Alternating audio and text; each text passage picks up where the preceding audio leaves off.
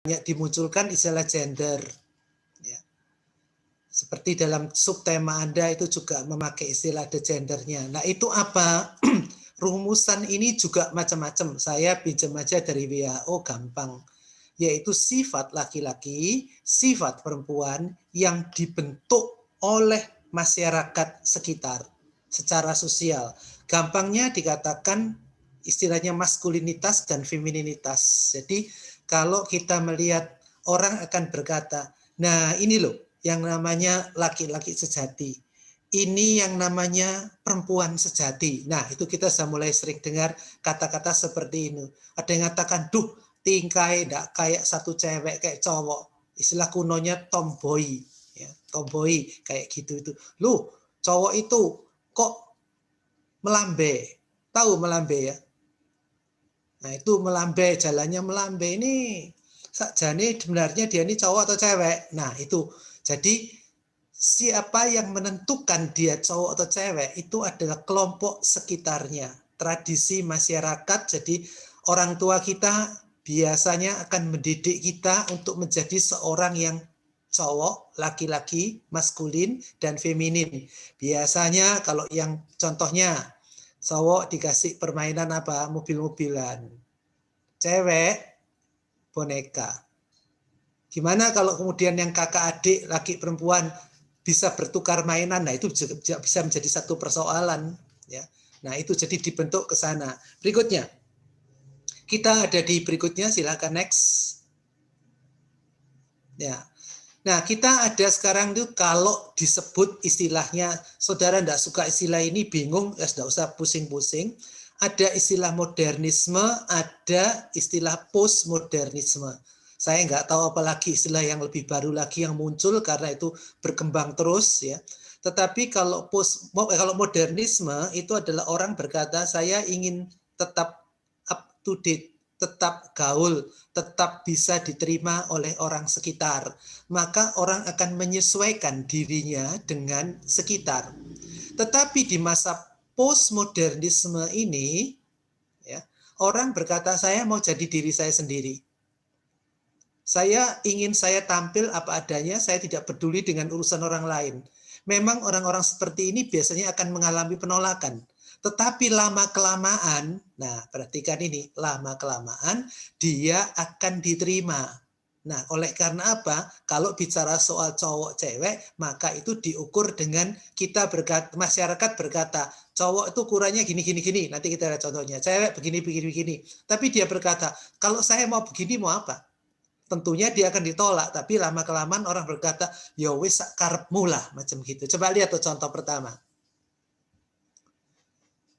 Bagi Anda, belum tadi, nah itu, cowok pakai apa? Anting-anting.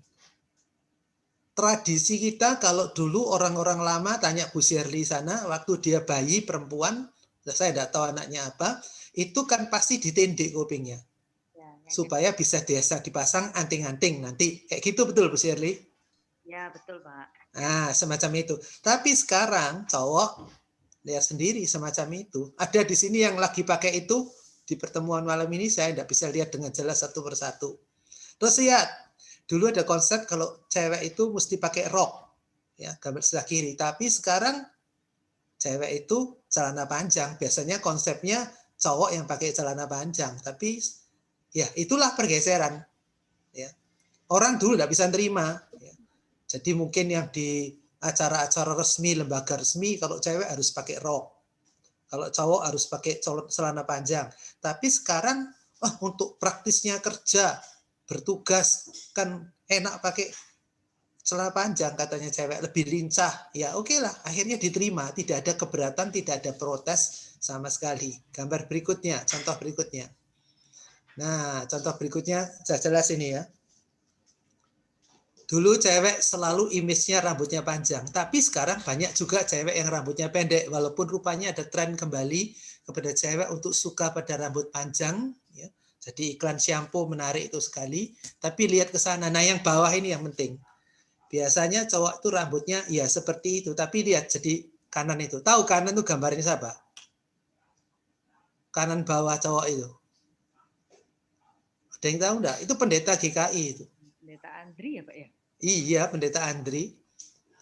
Ya, jadi Pendeta Andri sekarang itu rambutnya dipanjangkan. Ya. Katanya, saya belum pernah ketemu langsung, tapi katanya dia memang panjangan itu sampai kuliahnya selesai. Nanti ditunggu aja. Kalau kuliahnya sudah selesai, apakah rambutnya dipotong, tapi dia sekarang naik mimbar, rambutnya panjang. Ya. Saya nggak tahu komentar jemaat-jemaat tua apa tentang dia. Tapi ya itulah fakta, memang sekarang muncul seperti itu, orang belajar untuk menerima. Ya, itulah yang disebut dengan postmodernisme. Terus geser contoh berikutnya. Nah, kan sekarang lagi trennya sepeda. Kadang-kadang orang tidak perhatikan bedanya sepeda cowok cewek, nggak tahu karena saya lama nggak beli sepeda, jadi nggak tahu masih di toko ditanyai atau tidak. Tapi perhatikan di sebelah kiri, sepeda kiri itu yang sebelah kiri atas itu di tengah-tengahnya ada apa silangan itu. Itu berarti sepeda laki. Kalau sepeda perempuan itu di tengahnya tidak ada. Nah, demikian juga dengan motor. Nah, kalau disebut motor laki-laki itu ya kiri bawah itu. Lalu kanan itu ya kalau orang bilang Honda Bebek atau sekarang ini Matic semacam itu cewek. Tapi menariknya juga cowok sekarang banyak yang naik Matic. Nah, itulah jadi bingung. Kan orang jadi bingung, sing mana yang laki, yang mana yang perempuan. Katanya masyarakat, katanya papa mama, ngkong mak, mestinya begini, kalau cewek itu rambutnya panjang, cowok pendek, jangan sampai cowok itu rambutnya panjang, nanti dikirain cewek, macam gitu. Nah, itu yang banyak membingungkan dan menimbulkan pertanyaan-pertanyaan. Tetapi bagaimana sebenarnya kita itu menurut Alkitab? Next. Nah, dalam Alkitab ini, Kejadian 1 ayat 27 dikatakan bahwa Tuhan itu menciptakan manusia menurut gambarnya. Laki-laki dan perempuan diciptakannya mereka. Jadi Tuhan menciptakan apa? Ada dua seks, dua jenis kelamin, laki-laki dan perempuan. Saya tidak akan berbicara tentang bagaimana apakah ada yang ketiga, ya itu urusan topik lain. Tetapi laki-laki dan perempuan ini memang diciptakan Tuhan cuma yaitu toh satu laki-laki, satu perempuan. Ya, yang dalam Kejadian 2:21 di bawah itu ditulis dengan perempuan itu isyah, laki-laki is. Perhatikan ya, ada permainan kata ya. Isyah. Ya. Seperti pragawan, pragawati. Ya. Terus kembali ke atas. Ya. Jadi Tuhan menciptakan dua. Diciptakan menurut gambar Allah itu artinya apa? Artinya manusia diciptakan dalam hubungan dengan Tuhan. Ada satu segitiga. Tuhan di atas, lalu di sini laki, sini perempuan, di sini. Jadi membentuk semacam segitiga. Ini juga dipakai di dalam kehidupan pernikahan. Jadi laki-laki terhubung dengan Tuhan. Perempuan terhubung dengan Tuhan karena gambar Allah. Maka di depan Tuhan, dan memang faktanya demikian, laki dan perempuan itu sederajat sama tinggi. Kalau pakai istilah di Kejadian 2:18, ayat yang kedua di bawahnya itu, tidak baik manusia seorang diri saja, aku akan menjadikan penolong baginya yang sepadan dengan dia. Nah, sepadan dengan dia ini artinya apa? Kesegambaran dengan Allah dimiliki oleh laki-laki, dimiliki oleh perempuan. Jadi oleh karena itu kesegambaran dengan Allah ya, dimiliki laki-laki, dimiliki perempuan, maka mereka itu sepadan jadinya. Nah, di situ letaknya sepadan. Fakta dosa memang kemudian membuat Kejadian 3 menyebutkan perempuan akan tunduk kepada laki-laki, berai kepada suaminya. Dan itu sepanjang perjalanan sejarah sampai sekarang ada gerakan yang namanya emansipasi dan macam-macam. Itu bayang-bayang posisi kesejajaran pria dan wanita itu mulai masih sulit untuk dihilangkan, di mana dianggap yang laki lebih tinggi dari yang perempuan. Tapi aslinya laki dan perempuan sepadan karena mereka diciptakan menurut gambar Allah. Nah, untuk apa Tuhan menciptakan laki-laki dan perempuan itu? Tujuannya satu, yaitu untuk saling menolong. Ya, Kejadian 18, tidak baik kalau manusia itu seorang diri saja, aku akan menjadikan penolong baginya. Nah, ini bisa dipahami dua arti. Nanti penolong itu bisa dimengerti bahwa manusia membutuhkan manusia lain. Tidak peduli jenis kelaminnya apa, tetapi saling butuhkan. Tapi juga bisa dilihat itu Kalau dalam konteks Kejadian 2, itu yang nanti akan membentuk yang namanya pernikahan. Di mana nanti laki-laki menjadi satu daging dengan istrinya. Kata satu, perhatikan Kejadian 2, 21, 24 itu, dalam bahasa Ibraninya itu ekad. Ekad itu satu dalam segala hal. Kenapa? Laki butuh perempuan, perempuan butuh laki-laki. Nah, kebutuhan itu begitu melekat, begitu kuat, sampai mereka itu nanti menjadi satu, kumpul bersama, rumahnya satu, pikirannya menjadi satu, targetnya satu. Jadi laki dan perempuan itu memang diciptakan Tuhan untuk saling menolong, dan bukan untuk punya anak. Ingat baik-baik loh ya. Lalu bagaimana dengan Kejadian 1:28, beranak cuculah dan bertambah banyak. Itu adalah satu program dari Tuhan dalam kaitan Adam dan Hawa harus mengerjakan alam semesta yang masih kosong saat itu. Maka dilakukan penciptaan. Maka ini menjadi catatan, laki dan perempuan, suami istri, itu kalau tidak punya anak, tidak jadi masalah sebenarnya. Karena tujuan utama Tuhan bikin adalah untuk dijadikan penolong baginya. Saling menolong, saling melengkapi. Ada satu ayat lagi di Kejadian 1:31 yang tidak saya pegang di sini, yaitu Tuhan menjadikan di hari ke-6 itu, ciptaannya itu sungguh amat baik. Jadi laki-laki diciptakan oleh Tuhan sungguh amat baik, perempuan diciptakan Tuhan sungguh amat baik. Nah, perjalanan waktu kemudian memunculkan adanya konsep yang tadi saya sebut di awal tentang gender itu.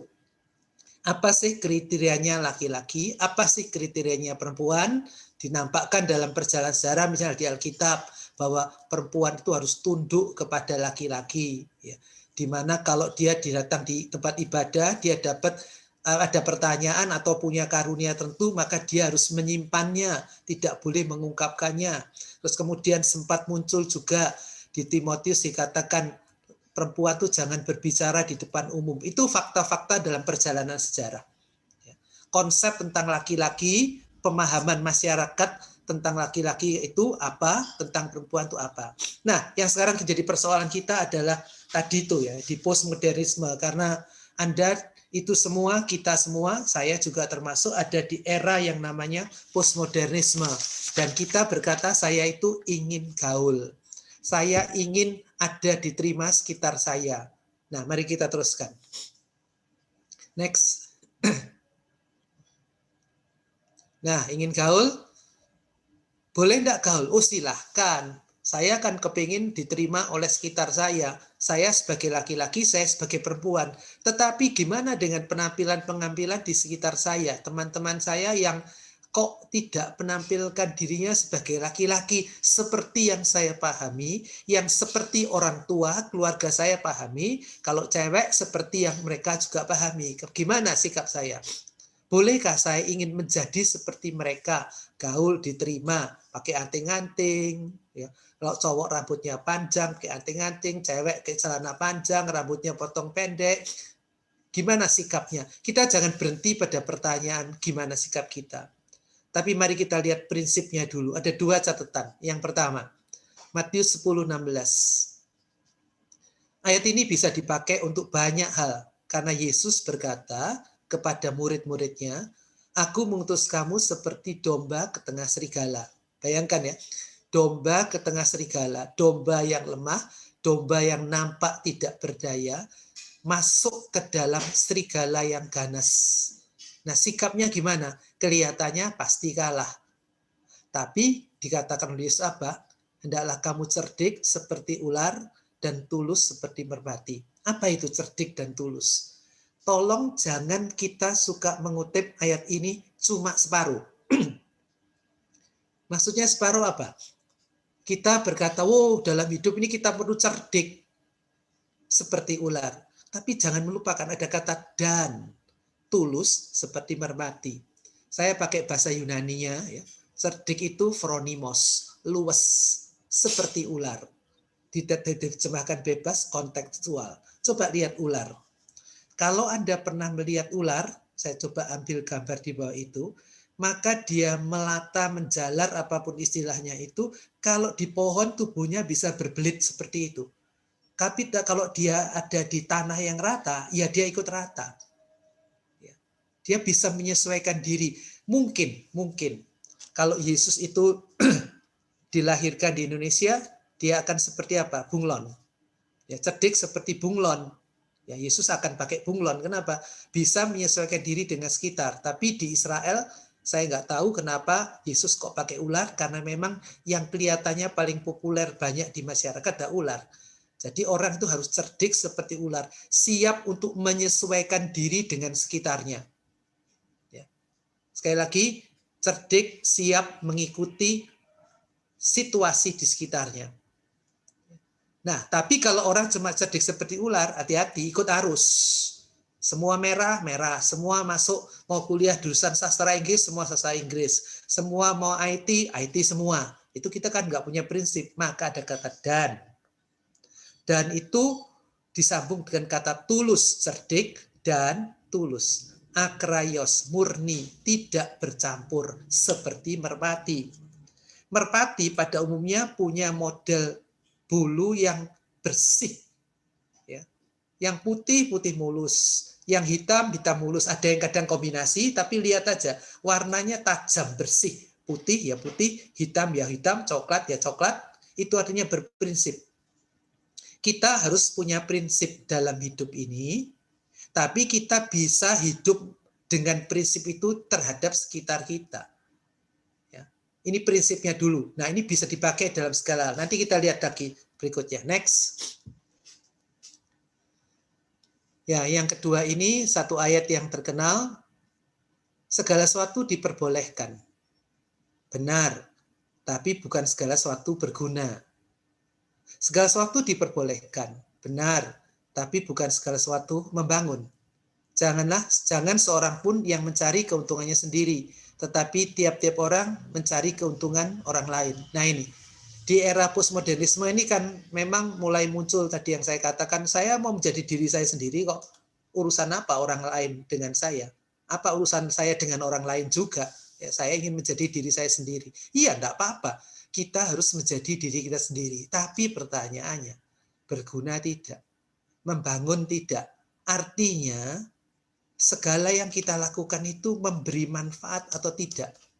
Kalau itu menimbulkan konflik, perdebatan, macam-macam. Salah satunya yang mungkin nanti kita akan singgung di belakang sedikit, itu soal teman hidup. Kita akan diajarkan bahwa teman hidup kita itu adalah seiman kepada Yesus Kristus. Tetapi sekarang ini mulai muncul mengatakan bahwa, loh, tapi menikah itu kan hak asasi manusia, toh. Yang penting cinta, tidak boleh membedakan suku, agama, ras, antar golongan, nggak boleh. Yang penting cinta. Iya, itu segala sesuatu diperbolehkan, tapi itu bukan berguna dan membangun. Jangan dipikir cuma manusia itu hidup dengan cinta. Dia hidup juga dengan perjumpaan dengan Tuhan dan dengan sesamanya. Maka disinilah orang perlu ngerem seperti itu. Segala sesuatu diperbolehkan kok, tapi belum tentu berguna, belum tentu membangun. Ini prinsip yang harus kita pegang. Jadi dalam segala hal, berpikirlah dulu hati-hati. Prinsipnya apa? Yang pokok apa? Tujuannya apa? Lalu berguna enggak? Membangun enggak? Ya. Nah, kita langsung masuk contoh konkret. Next. 1. Kita jadilah sebagai orang yang berani menerima realita diri sendiri. Sebagai cowok dan cewek. Tidak usah punya pikiran untuk, saya bosan jadi cowok, saya bosan jadi cewek. Tak ganti penampilan, bahkan kalau perlu operasi ganti kelamin. Jadilah dirimu apa adanya. Terimalah realita diri sendiri sebagai cowok cewek. Dan ingatlah, cowok cewek itu sepadan. Ingat sepadan apa? Diciptakan menurut gambar Allah. Dan untuk saling menolong. Kalau saya jadi cowok, kalau saya jadi cewek, tugas saya adalah untuk saling melengkapi dengan dia. Dengan mereka. Berprinsip itu aja. 2. Sadari dan hargai adanya fakta pembentukan maskulinitas dan feminitas oleh tradisi keluarga masyarakat. Nah, kita boleh punya prinsip, saya mau menjadi apapun silahkan. Tapi jangan lupa, kita masih hidup di masyarakat, di keluarga yang punya tradisi yang tidak bisa kita tinggalkan. hargai dan hormati mereka yang membentuk kita, masyarakat kita. Kita melawan, oh iya, kadang-kadang namanya jiwa remaja, loh sing penting aku kan maunya kayak gini. Aku kan bebas berbuat apapun. Sing penting saya happy, saya fun, saya gaul, saya diterima oleh sekitar saya. Iya, betul.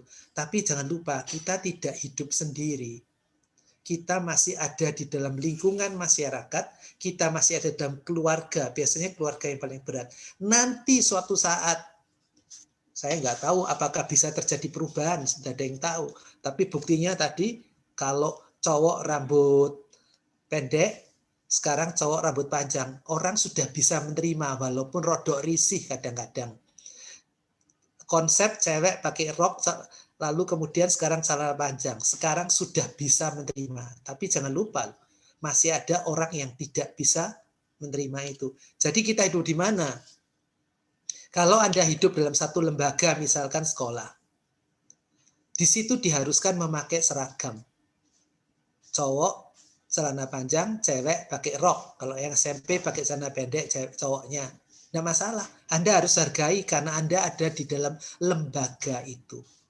Anda pergi ke gereja, Anda berkata, saya boleh datang semau saya, ibadah celana pendekan nggak apa-apa, sandalan nggak apa-apa. Nggak apa-apa, itu hak Anda. Tetapi apakah itu membangun? Apakah itu berguna? Pertimbangkan. Masyarakat di gereja Anda, masyarakat di mana-mana masih menganggap yang sopan. Kita kalau ke gereja punya penampilan yang dianggap sopan di masyarakat kita. Ya. Saya nggak tahu nanti suatu saat kayak apa. Macam begitu. Ya. Contoh aja. Kalau rapat majelis. Ya. Rapat majelis itu biasanya kalau datang di gereja orang berpenampilan resmi, tapi saya kenal satu majelis. Dia datang di gereja itu celana pendekan, santai, sandal jepitan. Ya, dia tidak segereja dengan saya, tapi dia berkata, pusing amat, tidak apa-apa, semuanya juga begitu. Nah, kalau semuanya sudah begitu, ada kesepakatan, ya silahkan. Walaupun kadang-kadang nanti kalau ada visitasi jadi masalah. Ya, itu kita selalu harus hati-hati, cerdik, bijaksana, gimana yang tepat. Kalau tidak benar, ya walaupun sekitar kita itu melakukan sesuatu yang menurut mereka benar, kita bilang tidak benar, ya kita berpeganglah pada prinsip. Ya. Hidup kita harus menjadi kesaksian. Di Titus pasal 2 ayat 1-10 silahkan baca sendiri bagaimana kalau orang tua, anak-anak, ya, bos, bawahan itu punya peran yang harus menjadi kesaksian bagi sekitar. Jangan lupa loh ya. Kita orang Kristen itu punya peranan menjadi kesaksian, diletakkan di dalam dunia untuk menjadi saksi-saksi Tuhan. Berikutnya. Nah, cowok dan cewek ini berjumpa. Perhatikan itu saya kasih tanda berjumpa satu sama lain. Maka dalam perjumpaan itu saling menghormati ya, dalam keberbedaan dan memperlakukan yang dijumpainya sesuai dengan keberadaannya. Kadang-kadang kita sering dengar guyonan macam gini, dia nggak ngerti perasaan seorang cowok, dia nggak ngerti perasaan seorang cewek. Nah itu, dia perlakukan saya, cewek ini, sepertinya cowok, kayak dia melakukan dirinya sendiri. Jangan lupa, cewek perlakukanlah seperti cewek, cowok perlakukanlah seperti cowok. Ini penting. Ya, untuk apa? Nanti kita lihat contohnya berikutnya. Dan kalau kita memperlakukan dia sesuai keberadaannya, maka belajarlah untuk mengenali keberadaan seorang cewek, keberadaan seorang cewek. Cowok, seorang cewek. Kenali karakternya, sifatnya kayak apa. Nah, ini penting sekali, salah satunya ini yang saya mau bicara. Sering sekali saya mendapat pertanyaan, gimana caranya menyatakan cinta kepada seorang cewek? Ini cowok selalu bertanya begitu. Ngomong apa? Ya, mesti ngomong apa? I love you, aku suka kamu, gua seneng sama kowe, wo ini, ili bedih, macam-macam. Sakarepe itu kalimatnya macam-macam, bahasanya boleh. Apakah kamu jalan bareng saya, apa terserah. Tapi orang anak-anak ini biasanya mengatakan, tapi saya takut ditolak. Loh, langkah pertama kalau kita senang pada seseorang, ini cowok kepada cewek ya senang, amati, kenali dia dulu dengan baik, maka jadilah sahabatnya. Ada PDKT yang dilakukan. Orang ini senangannya apa? Masuklah kepada dia, bicara kepada dia sesuai dengan dunianya. Saya masih teringat pengalaman kuno itu. Ada anak muda ditolak cintanya. Jadi saya mendengar cerita bahwa di kantin itu ada keributan. Keributannya bukan pertengkaran, bukan. Tapi ada satu cowok menyatakan cinta pada satu cewek dengan membawa 5 kuntum bunga. Lalu berlutut di depannya di kantin itu menyatakan cintanya. Ditolak. Terus dia susah. Saya panggil, ada apa susah? Ditolak. Biasa toh, jawaban saya enteng macam gitu. Tapi kenapa? Saya sudah mencoba yang terbaik. Saya cuma bilang, kamu salah cara ngomongnya. Ya. Cewek itu adalah cewek yang rasional, ilmiah, tidak bisa didekati dengan bahasa romantis belaka. Jadi cara bicaranya kalau dia memang, tadi itu ada yang lagi ikut kebumian, pernah ikut itu toh, olimpiade kebumian macam-macam. Ya bicaralah memakai ilmu kebumianmu. Kalau dia senang ilmu kebumian, bicara ilmu kebumian. Kalau dia senang cewek, misalnya senang Manchester United, jangan ngomong Manchester City. Itu enggak pekoro. Ya. Kalau dia ceweknya senang Manchester United, bicaralah Manchester United. Itu artinya apa? Kita mendekati sesuai dengan bahasanya dia, dunianya dia, kondisinya dia. Sebaliknya, ada yang tanya, ini kan di era postmodernisme, cewek boleh tidak menyatakan cinta lebih dulu? Nah, konsep masyarakat yang kita pegang mengatakan cewek tidak boleh menyatakan cinta lebih dulu kepada cowok. Saya mengatakan siapa yang bilang itu? Itu kan masyarakat. Nah, kita lihat toh. Ada yang keliru di sana. Laki dan perempuan diciptakan sepadan, segambar dengan Allah masing-masing. Jadi punya kedudukan yang sama. Tapi dosa kan membuat cewek tunduk di bawah cowok. Itu kan dosa. Tapi bukankah kita sebagai orang yang sudah ditebus Kristus sepadan, setara? Jadi cewek menyatakan cinta lebih dulu, nggak apa-apa. Tanya Bu Sirli itu, dulu menyatakan cinta duluan atau ditembak duluan? Nanti suruh saksi itu dia. Tembak duluan dong Pak. Masa duluan. Ya itu masih mengikuti pola-pola itu. Jadi walaupun yang seneng duluan saya nggak tahu siapa. Lirik-lirik boleh Pak. Lirik-lirik duluan boleh. Gitu ya. Nah itu nanti bisa belajar kepada pembimbingnya itu. Oke, jadi itu kita kenali ya. Orang ini pemalu. Orang ini lincah. Jadi itu sangat menentukan dalam pergaulan kita. Sehingga kita juga kadang-kadang orang berkata, loh saya akan nanti seperti bunglon. Lah itu dicerdik itu. Bagaimana menyesuaikan. Tapi kita punya prinsip tetap menghargai dia sebagai satu pribadi yang segambar dengan Allah, kami sepadan. Ya. Terus, catatan terakhir, menyadari dalam perjumpaan ini bisa terjadi yang namanya cinta. Jadi normal, ya, kalau bisa terjadi cinta ini. Sehingga, dan sorry ya, cinta itu kadang-kadang tidak bisa dikontrol pada awalnya. Nah itu yang salah, kita harus belajar mengontrol diri, menguasainya. Bisa terjadi cinta ini. Nah sebelum kita dikuasai jadi bucin, ya, maka kita tuh perlu punya prinsip dulu. Saya menyebutnya dengan kriteria teman hidup. Selalulah punya catatan, punya konsep tentang teman hidup itu harus yang kayak apa. Bukan kriteria pacar loh ya. Kriteria pacar tuh gampang dan orang mengatakan kan kami belum menikah, kami kan cuma pacaran, temenan aja, rodok serius, teman tapi mesra. Jangan mengatakan begitu. Itu awalnya, tapi kalau kemudian ikatan emosional dan ikatan totalitas kita makin kuat, nanti kita akan lupa akan kebenaran itu. Ya, jadi kriteria teman hidup. Ada 2 kriteria teman hidup. 1 kriteria utama. Anda harus memiliki kriteria utamanya apa? 1 Korintus 7:39. Ya. Ini tambahan saya, jadi makanya saya tidak tuliskan ayat di sini. 1 Korintus 7:39.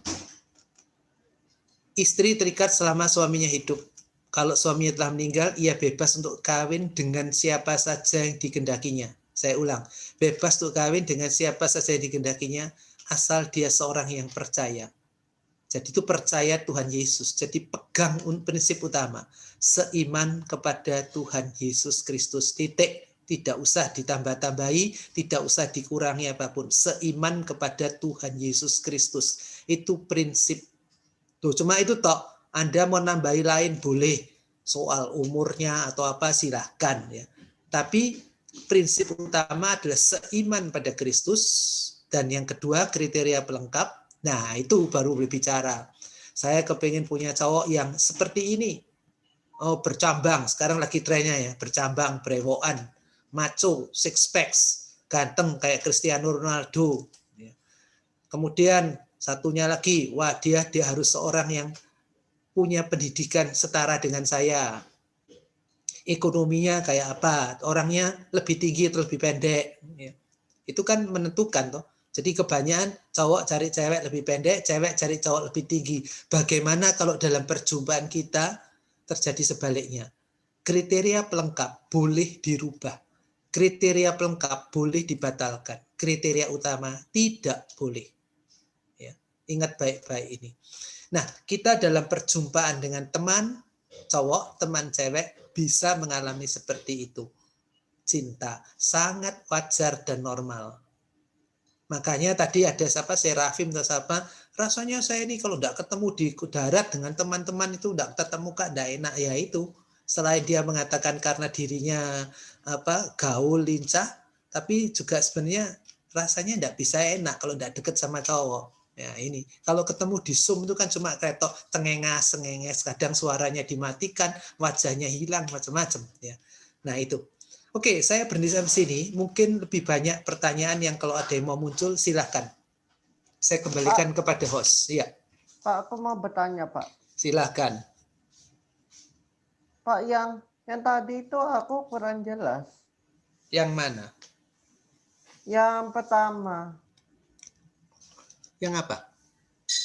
Yang katanya bapaknya itu katanya cowok cewek, aku kurang ngerti, Pak. Yang bagian mana, Leo? Lebih spesifik, Leo, lebih spesifik pertanyaannya. Ya, spesifik, Pak. Yang mana? Spesifik yang ono ayatnya itu, Pak. Aku kurang ngerti. Oh, ada ayatnya. Tolong dikembalikan dulu, host. Kembalikan ke ayatnya di atas. Yang atas, yang ini atau yang satunya? Naik lagi. Bukan lagi. Ini, Pak. Pak, bukan. Naik lagi. Naik ini. Iya. Yang mana yang nggak ngerti? Yang kedua, Pak. Kedua, Kejadian 2:18. Iya, Pak.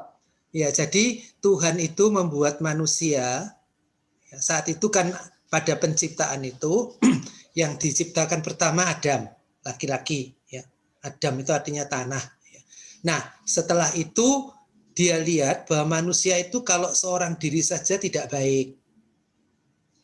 Dia butuh ada orang lain.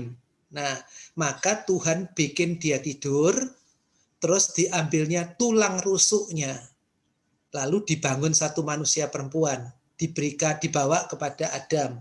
Nah, tujuannya supaya Adam dan Hawa itu bisa saling menolong, saling melengkapi. Kalau sendirian kan nggak enak. Ya. Nah, itu artinya apa yang mau dipertanyakan yang kurang jelas? Sudah cukup, Pak. Cukup ya. Kalau kurang ngomong loh, supaya saya ngerti. Karena kadang-kadang nggak paham. Cukup, Pak. Iya. Ayo Leo, saya tanya Leo. Saya yang tanya sekarang. Kenapa kok perempuan diambil dari tulang rusuknya laki-laki? Ayo. Menurut kamu kenapa? Sama-sama saja, Pak. Sama-sama? Iya, soalnya diambil tulang rusuk, aku kurang tahu. Ya. Sama saja, Pak. Sama saja. Ya. Jadi kenapa dari tulang rusuk? Jangan mengatakan seperti ada puisi-puisi. Bukan dari tulang kaki untuk diinjak, bukan dari tulang kepala mindas, bukan itu. Itu menunjukkan tadi itu ada kata Ibrani isya itu. Laki-laki bagian dari perempuan, perempuan bagian dari laki-laki. Itu aja menunjukkan bahwa karena itulah mereka saling mengisi, saling melengkapi. Ya. Pertanyaan berikut. Saya mau tanya, Pak. Silahkan Serafim. Iya, saya ada 2 pertanyaan dan pertanyaannya agak liberal dan kebarat-baratan sih, Pak. Ya, silahkan. Yang Jadi, pertama dulu, jangan nyambung enggak satu dua. Kalau enggak satu dulu. enggak nyambung. Ya satu dulu supaya saya enggak lupa, satu dulu. Ya, jadi yang pertama itu kan Tuhan itu punya sifat yang maskulin dan sifat yang feminim. Terus apakah ada kemungkinan kalau dulu kan kalau di budayanya orang Yahudi itu kan walaupun cewek dan cowok itu sederajat, tapi kan di budayanya kan kayak lebih memprioritaskan pria. Jadi apakah ada kemungkinan kalau Tuhan itu sebenarnya gini kan kalau di Alkitab kan dia dalam bahasa Inggris kan secara jenis kelaminnya pria, tapi apakah ada kemungkinan sebenarnya Tuhan itu bisa aja jadi kayak Cewek, ya perempuan. semacam itu. Kan kalau he itu kan sebagai pronoun panggilan sebagai orang yang maskulin dan kayak pria gitu. Apakah ada kemungkinan kalau Tuhan itu sebenarnya itu kayak wanita? Karena kan ada, kalau dilihat kan sifatnya Tuhan bisa feminim dan bisa maskulin. Apakah itu cuman efeknya penulis Alkitab yang memprioritaskan pria? Ya, gampangnya ini toh, mungkin ada yang bingung. Kenapa kita berdoa Bapa kami yang di surga, kok enggak Ibu kami yang di surga? Itu ya. Nah, macam itu. Tuhan itu sebenarnya laki atau perempuan. Kenapa kok di Alkitab ditulis dengan Bapa, dengan he, ya, bukan she. Ya, jadi jawabannya adalah Allah itu roh. Dia adalah, kita tidak ketahui. Kalau kita mau bertanya, laki atau perempuan, enggak tahu. Ya, dia adalah roh. Kita tidak boleh membawa apa yang ada dalam pikiran kita di bumi ini untuk diterapkan kepada Allah. Jangan berpikir kalau manusia segambar dengan Allah, maka rupanya Allah kayak kita. Loh, kayak siapa? Kayak Leo atau kayak Daniel? Nah, itu kan kita bertanya ke sana. Enggak. Tadi saya katakan segambar dengan Allah itu manusia diciptakan dalam hubungan dengan Allah. Ya. Jadi Allah itu roh. Kita jangan bawa apa yang ada dalam diri kita untuk diterapkan pada Allah. Mengapa di sana digunakan Bapa? Itu namanya antropomorfisme. Antropomorfisme. Antropos itu manusia, morfisme, morfea, morfem itu bentuk. Jadi Tuhan itu, dia kan gampangnya gini, Tuhan itu dunia roh. Ya.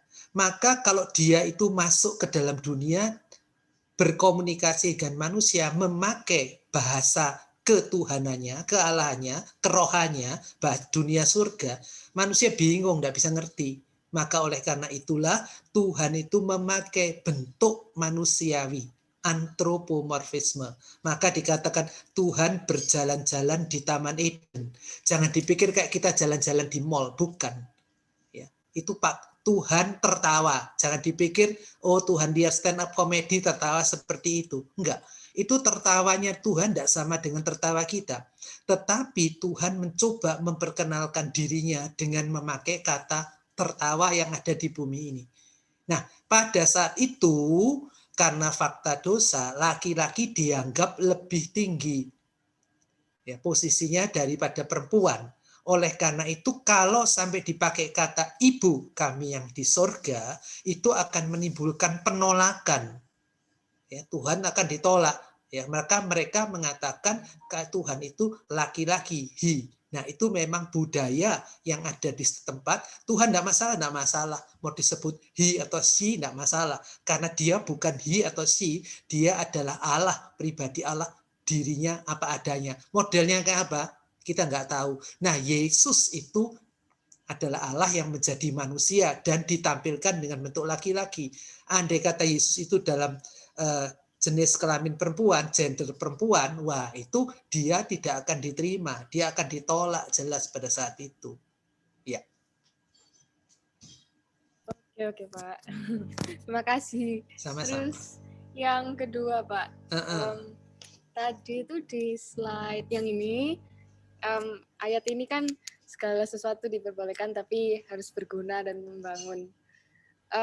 Saya mau bertanya ini ya agak ke barat-baratan. Cuman kan kalau di luar negeri yang sempat Bapak sebut tadi, itu tuh ada orang yang ganti kelamin gitu karena misalnya cowok terus habis itu mereka tuh merasa kayak ini tuh bukan tubuhku, aku tuh sebenarnya cewek di dalam sini tuh aku cewek, terus mereka melakukan itu ya operasi dan mereka akhirnya punya uterus lah.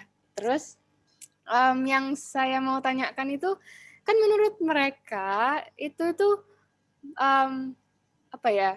berguna karena itu akan berdampak pada kesehatan mental mereka. Jadi kalau mereka tuh merasa oh ini tuh bukan tubuhku, biasanya kan mereka tuh kayak depresi, mereka nggak nyaman, terus akhirnya juga bisa aja deh yang bunuh diri gitu kan.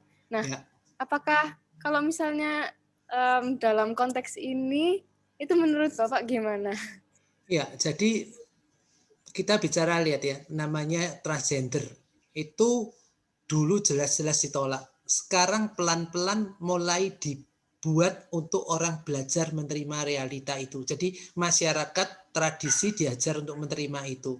Dengan alasan itu adalah memberikan kebahagiaan. Tetapi yang menjadi pertanyaannya adalah ukuran kebahagiaan.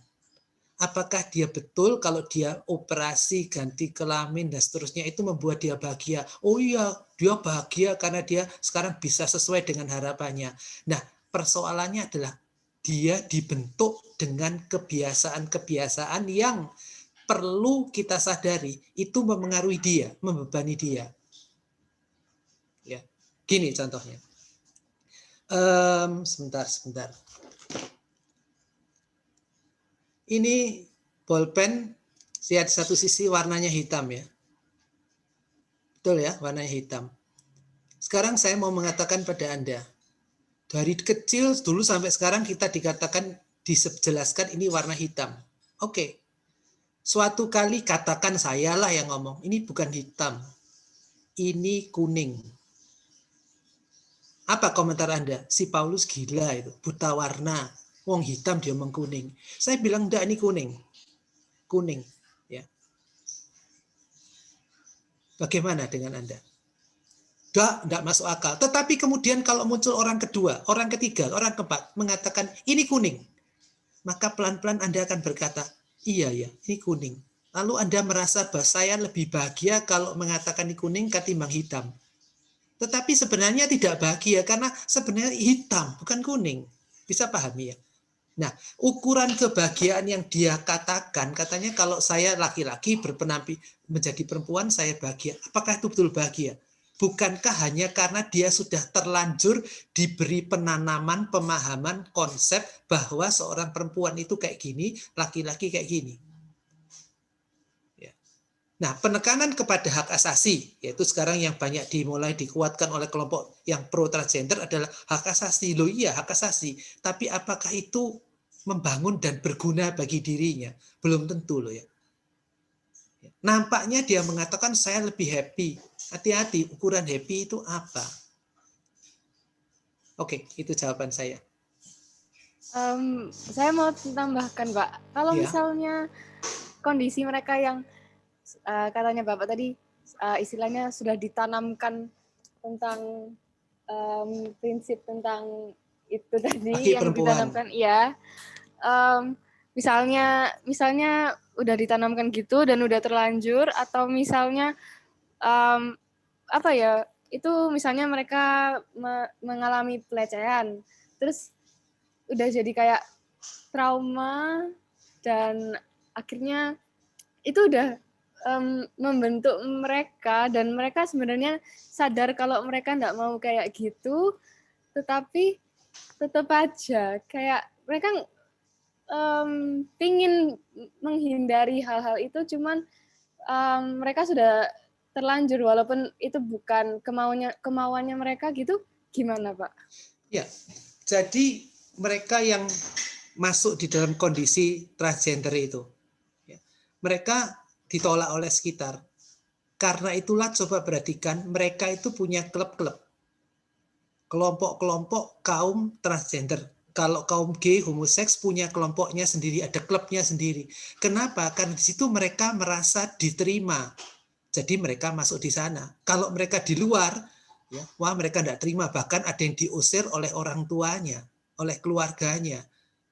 Nah, sekarang yang menjadi persoalan bagi kita sebagai orang Kristen adalah bagaimana kita tidak boleh menyingkirkan mereka. Perhatikan ya, kita menolak apa yang terjadi dalam diri mereka. Perbuatan mereka ditolak.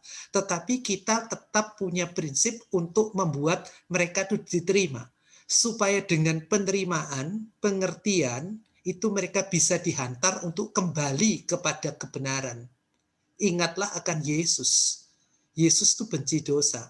Tetapi di Yohanes 8, pada waktu dia ketemu perempuan yang tertangkap berbasah berbuat zina, dia tidak menghukumnya, tapi dia menerima, memahami, dan memberi kesempatan. Pergilah, jangan berbuat dosa lagi mulai dari sekarang. Kita semua menolak yang namanya LGBT dan sebagainya itu. Tetapi kita memahami mereka. Kalau kita menyingkirkan mereka, membuang mereka, mereka akan makin eksklusif dalam kelompoknya, makin tertutup dalam kelompoknya, dan itu nanti akan membentuk komunitas. Nah, itu pelan-pelan nanti di postmodernisme itu dibuat. Sekarang kan sudah mulai ada gejala kuat. Undang-undang macam-macam untuk memperbolehkan mereka eksis dalam segala posisi dan jabatan mereka. Nah itu, jadi kita kesalahannya adalah membuang mereka. Seharusnya mereka itu kita dekati, menjadi sahabat, kayak Yesus itu menjadi sahabat dari orang-orang yang berdosa.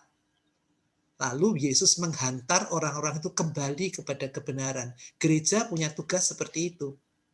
Nah itu sekarang persoalannya. Gimana kalau di GKI PTI ada seorang yang transgender atau homo? Dijauhi toh.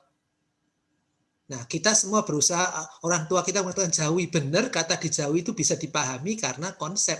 Tetapi orang-orang itu kan butuh belas kasihan, butuh perhatian, butuh pendampingan, perlu ditolong. Maka tugasnya menolong. Cuma kalau kita menolong, hati-hati, jangan sampai kebablas ikut jadi seperti mereka. Ada atau di Alkitab, jangan sampai kita kehilangan identitas atau iman kita. Kalau kita ke sana. Tugas kita itu di dunia membenahi orang-orang yang tidak benar. Bisa sukses atau tidak itu urusan lain, tapi tugas panggilan kita diletakkan Tuhan di dunia ini untuk membenahi mereka. Ya. Makasih, Pak. Sama-sama. Saya mau bertanya. Yes, siapa ini? Sebentar Pak, saya open kamera. Jordan, silakan open kamera. Jordan ya kayaknya. Loh, Balik bentar. Bentar, Kak.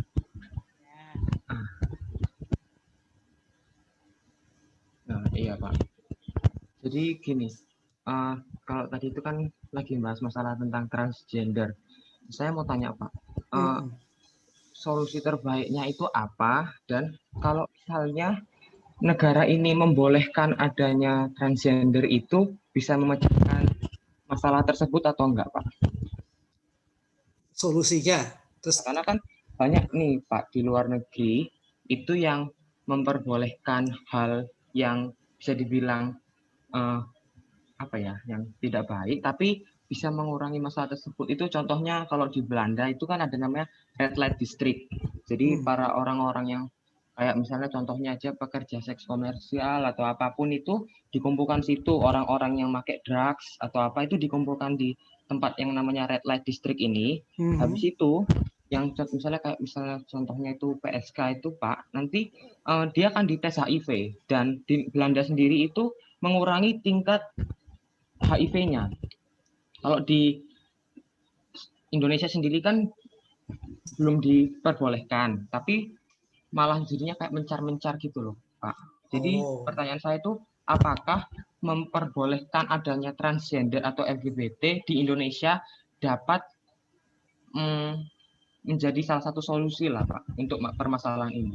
Itu aja Pak. Ya, jadi dengan makin menguatnya LGBT termasuk di Indonesia itu sudah ada, pasti kelompok-kelompoknya juga ada dan cukup banyak. Cuma karena mereka ditolak oleh masyarakat, maka mereka makin mengucilkan diri.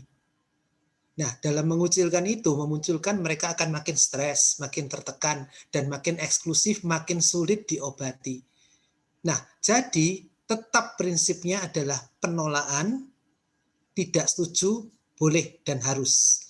Tetapi terapi dilakukan. Bagaimana orang-orang seperti itu dikumpulkan untuk didandani, dibimbing, dibina, dan dilepas ke masyarakat. Sejajarkan aja dengan orang-orang yang berbuat kejahatan. Mereka dimasukkan penjara. Kita berbicara prinsip yang benar ya, soal fakta berubah itu nanti akan jadi pembicaraan lain. Dimasukkan di penjara untuk dibentuk jadi orang baik. Apakah mereka akan terus dipenjarakan? Kan enggak. Nanti pada waktu sudah selesai penjara itu mereka keluar untuk masuk ke masyarakat. Maka istilahnya kan bukan penjara, LP, lembaga pemasyarakatan. Orang disiapkan untuk menjadi baik. Nah, demikian juga dengan orang-orang yang kategori LGBT itu. Mereka dibimbing, dibina, diterima di komunitas umum, walaupun tidak setujui, untuk dibenahi.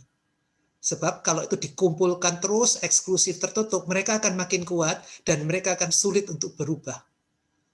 Pelarangan yang dilakukan itu memang usaha untuk menekan, tetapi pelarangan itu nanti membuat mereka eksklusif. Harusnya pelarangan itu diikuti dengan pembinaan.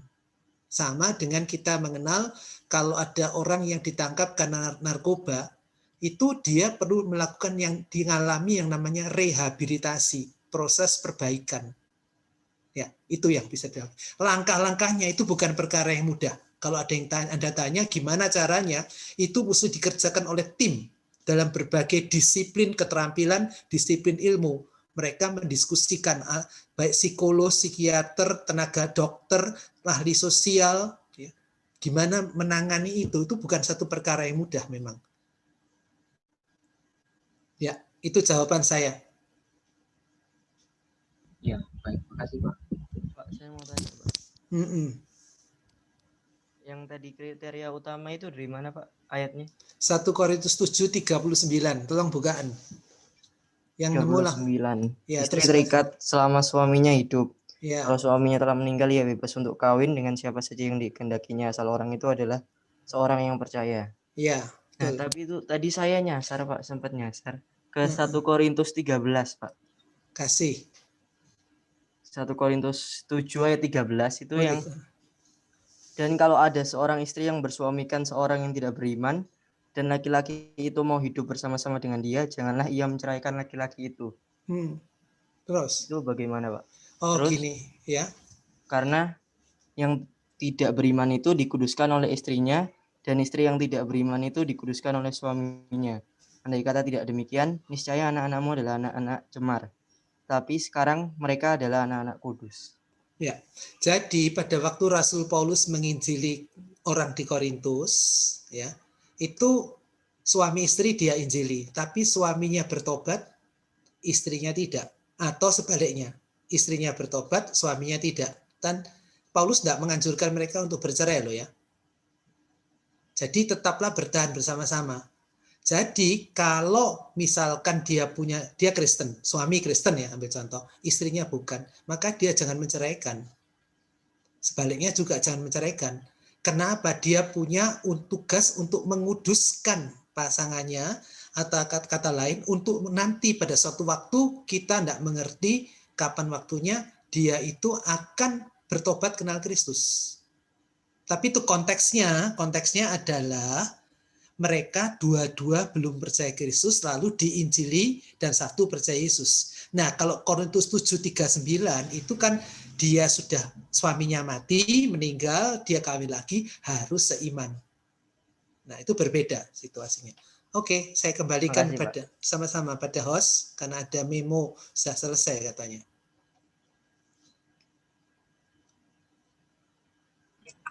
Oke. Sorry semuanya, Pak Paulus juga.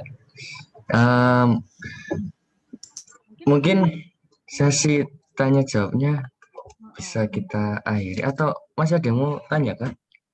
Saya mau nanya lagi. Oke. Mungkin sebelum Mbak Wiwin, buat yang lainnya masih ada yang mau tanya lagi kan?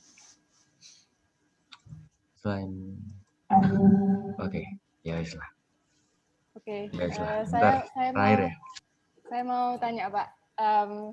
Tadi sempat disinggung tentang terapi kan. Kan di luar negeri itu banyak namanya conversion therapy itu buat ya itu yang apa?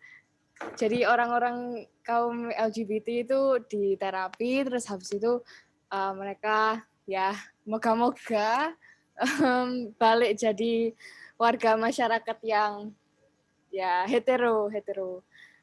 Apakah pertanyaan saya adalah apakah terapi itu tuh melanggar hak asasi manusia, Pak? Soalnya kalau saya dengar itu banyak sekali yang tidak suka ya of course tidak suka, tapi banyak yang sampai melarikan diri dan depresi di sana gitu. Nah, itu pertanyaan saya adalah apakah itu melanggar HAM? Soal terapi itu memang ada macam-macam ya. Saya belum pernah datang ke tempat itu, tetapi satu dosen saya pernah datang ke satu tempat terapi dan dia mengatakan tinggal metode terapinya apa, yang membuat orang bisa pulih atau bisa stres enggak, atau dia pelan-pelan jadi happy. Jadi kalau terapinya itu pakai terapi siapa itu orang Rusia itu yang pakai behaviorisme ya. Contohnya gini, Anda itu punya kebiasaan sikat gigi. Sikat gigi kan pertama diajari ya, sing disikat itu sebelah mana. Tapi lama-kelamaan kita kan tidak perlu lagi bertanya mana, tapi osok-osok selesai. Kalau Anda biasa naik mobil yang bukan matic, ada kopling, rem, gas. Anda kan tidak perlu khawatir kalau sudah belajar pertama kan bingung yang mana rem gas kok keliru. Tapi kalau kemudian sudah biasa, tidak mikir lagi rem gas. Itu namanya perilaku kita terbentuk karena kebiasaan. Nah, ada terapi-terapi yang punya, nah saya ingat nama orangnya Pavlov. Pavlov itu punya teori, dia itu orang Rusia ya. Dia punya seekor anjing, dia punya daging, dan punya bel cleaningan. Lalu setiap hari selama hampir kira-kira 30 hari kurang lebih lah ya, dia bunyikan angkat dagingnya depan anjingnya. Anjingnya pasti akan melonjak ngambil daging, toh. Tidak diberikan. Tapi bersama tuh bel bunyi.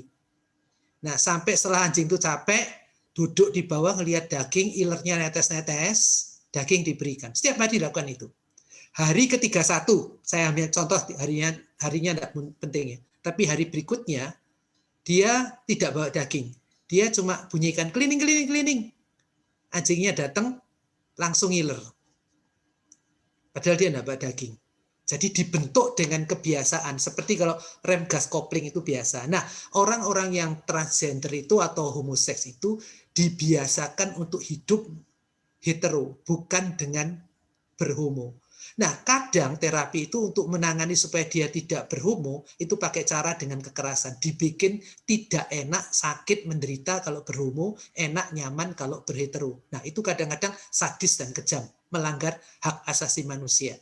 Nah, pengertian hak asasi manusia juga perlu dipahami. Manusia itu punya hak. Dan kalau dia tidak bisa menggunakan haknya dengan baik, maka dia perlu dikembalikan dalam peranannya seperti dia seharusnya menjadi apa. Bukan berarti hak asasi itu kebebasan sakar PDW, enggak. Saya sebagai manusia bebas buat ini, tapi jangan lupa dia bebas dalam batasan. Tidak ada orang yang punya kebebasan total. Dia dibatasi Tuhan, dibatasi orang lain, dibatasi oleh dirinya sendiri. Ya, itu jawab saya. Makasih, Pak. Sama-sama. Oke. Kayaknya main seru ini malamnya ya. Oke. Dan aku mau tanya, Dan. Iya, Leo. Aku mau sharing, Dan. Sharing. Iya. Ya, sharing apa, Leo? Aku gini, aku sharing. Ini aku disuruh sama orang tua tatap muka. Senin, Selasa, Rabu, Kamis, Jumat. Kayak Serafim, minggu pertama aku tatap muka. Ya. Terus sudah. Terus aku jam 10.30 sampai 11.30. Ya, berarti kamu sudah tatap muka ya? Apa dah? Apa dah? Sudah tatap muka ya berarti ya? Senin. Aku mulai Senin. Oh ya, ya wis. Hati-hati pokoknya. Tetap pakai protokol kesehatan. Yang lainnya juga. Ya, makasih Dan. Oke. Eh, jadi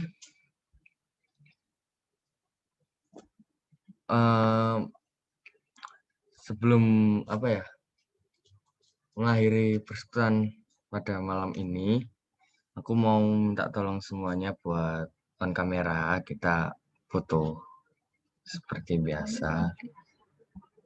Oh ya, sorry. Sebelumnya buat Pak Paulus bisa minta tolong tutup dalam doa dulu ya Pak ya. Jadi kayaknya belum ditutup. Oh ya. Kan itu doa penutup ya Daniel ya. Ini Doa penutup ya Dan. Iya, doa penutup Pak Paulus. doa penutup selesai persekutuan ini ya. Persekutuan nih. Iya. Oke. Mari kita berdoa.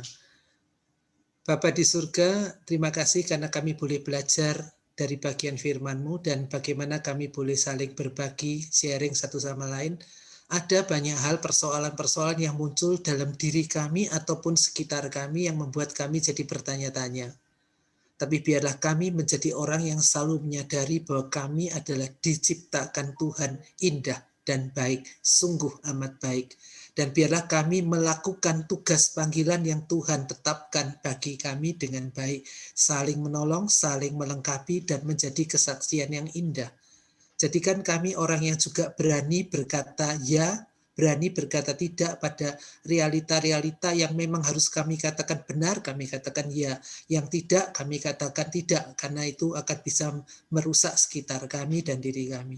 Jadikan kami remaja-remaja Kristen, remaja-remaja milik Kristus yang bijak, yang arif. Mampukan itu dengan Roh Kudus. Lengkapi seluruh anak-anak muda ini bersama Bu Shirley pembimbingnya, juga pendeta Torino, lengkapi dalam karya pelayanannya, GKI PTI dengan segala karya persekutuan kesaksian pelayanannya. Tuhan Kau menjaga, memelihara, mendampingi, memberi kesehatan untuk anak-anak muda ini dengan sekolah mereka, studi mereka, di mana mereka harus belajar dari rumah. Ada yang sudah mulai dengan tatap muka. Biarlah mereka bisa menyesuaikan diri dengan bijak dan arif. Terima kasih Bapa, biarlah kasih karunia dari Bapa, Kristus dan Roh Kudus turun atas semua umat-Mu ini. Amin. Oke. Terima kasih Pak Paulus. Sebelumnya jangan keluar dulu teman-teman. Kita foto dulu. Bolehlah ya kita open kamera semua. Siapa yang belum? Aurel, Giselle, Kisha, Belin, tuh Leo. Leo, kameramu. Kamu kok malah sembunyi Leo? Gak apa-apa, Dan. Gak Nggak, apa-apa. ayo foto. Mau. Gak apa-apa, ayo. Teman-teman yang lain sudah Leo. buka kamera loh. Tadi kan kamu buka. Ayo Leo. Aku tutup, Dan. Jangan dulu, kita Ayo dibuka ayo. dulu. Yuk. Kenang-kenangan buat Pak Paulus, ayo. Kita foto bersama ya. Ya, sip. Erin sama Keisha, ayo. Kameranya boleh lah ya. Oke. Berdua ternyata, Erin. Yang moto ya. Oke. 1, 2, 3. Yang slide yang kedua ya. 1, 2, 3. Oke, sip. Oke, terakhir ada sedikit pengumuman dari pengurus. Siapa yang mau nyampaikan? Ima? Oke, ya ada sedikit pengumuman, tapi sebelum itu terima kasih buat Pak Paulus yang telah menjadi pembicara PDN Remaja pada malam hari ini. Ya, pengumumannya yaitu jangan lupa teman-teman 2 minggu lagi bakal ada PDN Remaja tanggal 28 November yang berjudul Menunggu Dia di Sini. Pembicara dan waktunya akan diinformasikan lebih lanjut di poster yang akan dipublikasi di Instagram Remaja GKI PTI. Sekian pengumumannya, selamat malam minggu dan Yesus memberkati. Oke, selamat malam minggu semuanya. Tuhan memberkati. Terima kasih Pak Paulus. kasih. Ya. Terima kasih Pak. Sama-sama, sama-sama. Selamat malam, Tuhan berkati. Malam. Sehat semua. Berkati. Terima kasih Pak Paulus. Sama-sama, Leo.